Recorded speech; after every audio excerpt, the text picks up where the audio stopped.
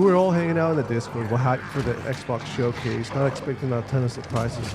It was a solid showing, but while my friends were losing it over the Gears of War remake, there was this one game that just burrowed its way into my brain. Clair Obscur Expedition 33. The premise alone, it's insane. What do you mean people just die when the number of their age is erased? And there's this ominous countdown. The trailer dropped and it looked magnificent. Those QuickTime events, my brain instantly flashed back to the Legend of Dragoon, a hit of pure child nostalgia. I was hooked. I had to get my hands on this. Fast forward, and the day before the release date, bam, Bethesda's Shadow drops Oblivion. One of the greatest RPGs of all time returns. And yet, amidst the storm of nostalgia, Expedition 33 didn't just get buried. It held its own and slowly gaining more traction. I've only just finished Act 1 and I'm already emotionally invested, itching to lose myself completely in the rest of its world. That's why I had to share my first impression with all you. My God, let's get to what got me so thoroughly engrossed. The story in the world of Expedition 33. And honestly, right off the bat, I can say the narrative here is on a completely different level. Surprisingly, I am hooked, like, line, and sinker. This might be the first time in a long while where I generally have no freaking clue what's going on. Seriously, the twists and turns come at you fast, and when you think you've got a handle on things, the game throws another curveball. We're meeting random NPCs who are instantly likable, characters you generally care about from the first few lines. And the story, it doesn't pull any punches, and I've only gotten through Act 1. And let me tell you, both the prologue and the Act 1 finale hit me in the feels. Like, really hit me. In a way that's going to stick with me for a very long time. At this point, I have absolutely no idea what to expect, and that's honestly the most exciting part. The story so far has been anything but predictable, and this incredible story is set within a world that is just breathtakingly unique. The aesthetic of a living painting isn't just a visual flourish, it's deeply intertwined with the themes of the game. The backgrounds often feel like they're straight out of a dream, both beautiful and slightly surreal. There's this sorrowful beauty to the world, a poignant feeling that perfectly elevates the stories of the members of Expedition 33. You get the sense that these characters are used to loss, that death is a constant shadow, and yet they're still clinging to this tiny spark of hope. That phrase you hear, for those that come after. It didn't really fully land until I realized that it's said with the underlying expectation of their own demise. It's like they're carrying the burden of the past and acceptance of a bleak future. And that emotional weight is palpable in every step they take through this stunningly sad world. Alright, so let's talk about how Expedition 33 actually plays. This is what really caught my eye in the second half of the Xbox trailer.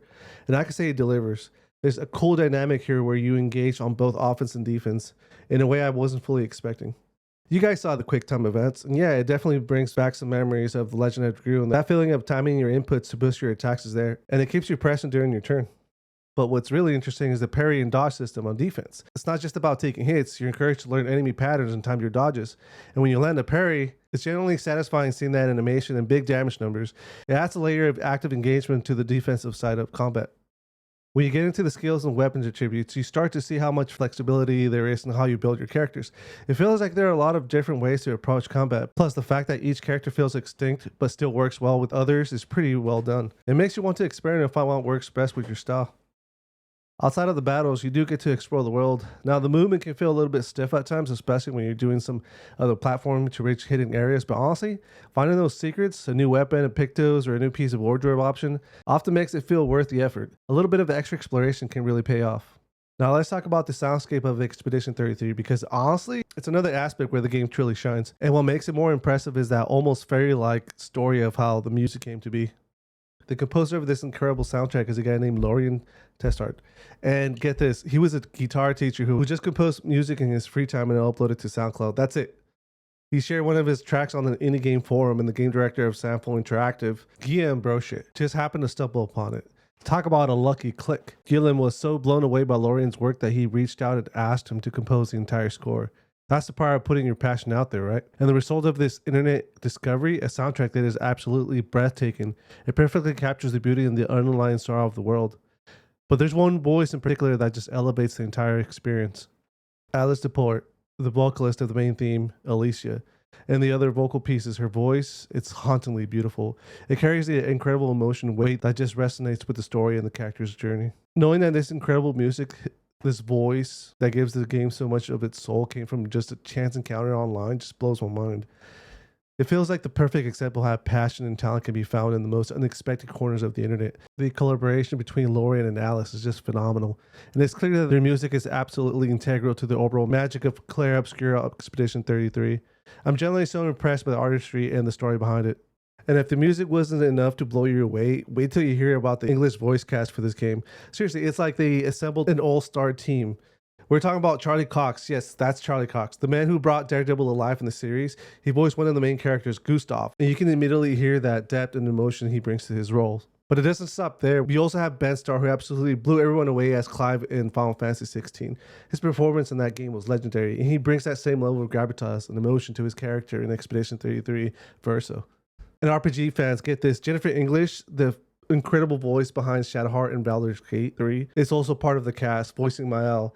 Her performance in Shadowheart was so iconic, and it's fantastic to hear her talent in this world as well.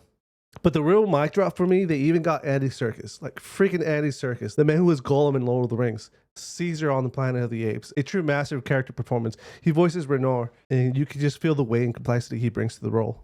Knowing that this game, this new IP from a small studio managed to attract the caliber of voice acting talent just speaks volumes about the quality and the potential they saw in the project. It's like every element of this game, from the visuals to the music to the voice acting, is hitting on all cylinders. It just adds so much to the immersion and the emotional impact of the story. I'm seriously impressed. Now, it's still early and there's a whole lot more for me to experience in Expedition 33, but based on my first impressions, the emotional investment I already have, and the sheer quality I've witnessed, I generally believe that Clair Expedition 33 isn't just a surprise hit. It's a serious contender, and if the rest of the journey continues with this level of excellence, then yeah, this game has earned to be in the Game of the Year conversation. But that's just my take after my first deep dive. What are your thoughts? Have you been playing Expedition 33? Let me know in the comments below.